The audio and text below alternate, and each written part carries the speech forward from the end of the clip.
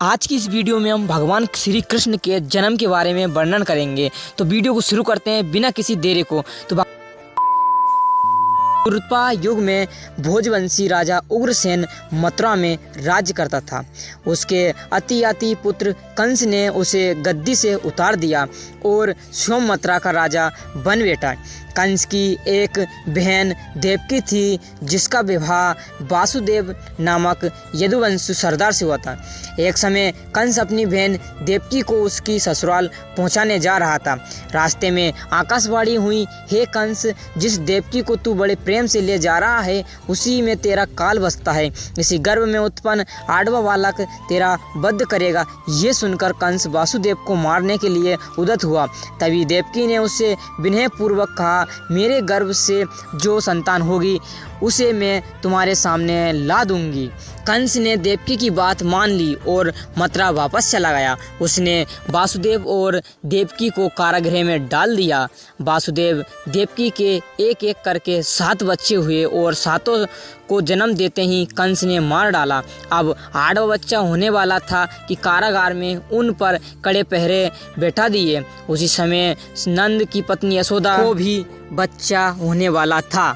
उन्होंने वासुदेव देवकी के दुखी जीवन को देख 8वें बच्चे की रक्षा का उपाय रचा। जिस समय वासुदेव देवकी को पुत्र पैदा हुआ उसी समय संयोग से यशोदा के गर्भ से कन्या का जन्म हुआ। वो जो कुछ नहीं सिर्फ माया थी। जिस कोठरी में देवकी वासुदेव कैद थे उसमें अचानक प्रकाश हुआ और उनके सामने शंख चक्र गदा पद धारण किए चतुर्भुज भगवान प्रकट हुए। दोनों भगवान के चरणों में गिर पड़े। तब भगवान ने उनसे कहा, अब मैं पुनः नवजात शिशु का रूप धारण कर लेता हूँ। तुम मुझे इसी समय अपने मित्र नंद जी के घर वृंदावन में भेज जाओ और उनके यहाँ से जो कन्या जन्मी है उसे लाकर कंस के हवाले कर दो। इस समय वातावरण अनुकूल नहीं है, फिर भी तुम चिंता ना करो।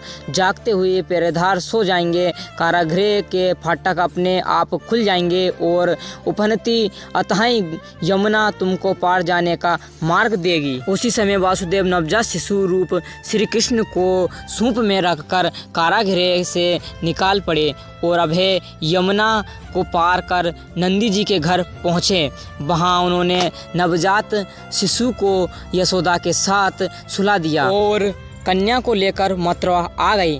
कारागृह के फाटक पूर्ववत बंद हो गए।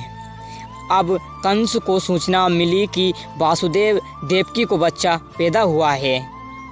उसने बंदी गृह में जाकर देवकी के हाथ से नवजात कन्या को छीनकर पृथ्वी पर पटका देना चाहा, परंतु यह कन्या आकाश में उड़ गई और वहां से कहा, अरे मूर्ख, मुझे मारने से क्या होगा? तुझे मारने वाला तो वृंदावन में जा चुका है। वह जल्दी ही तुम्हें तेरे पापों का दंड देगा। ये श्री कृष्ण की जन्म कथा थी। आपको कैसी लगी मुझे कमेंट्स में बताना और भगवान श्री कृष्ण ने आपसे आप कितना प्रेम करते हो उनके लिए एक प्यारा सा कमेंट तो ज़रूर करना।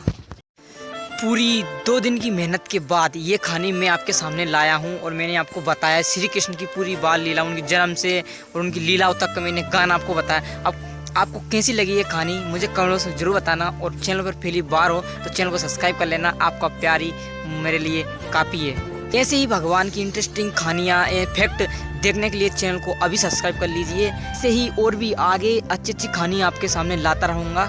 और आप भगवान कृष्ण से कितना प्रेम करते हो, कितना स्नेह करते हो मुझे कमेंट्स में बताना और उनके लिए एक लाइक तो बनता है और चैनल पर पहली बार हो तो चैनल को सब्सक्राइब कर देना। मिलते हैं बहुत ही जल्द अच्छी कहानी के साथ। तब तक के लिए जय हिंद, जय श्री कृष्णा, जय Shri Krishna. Press the bell icon. Subscribe now.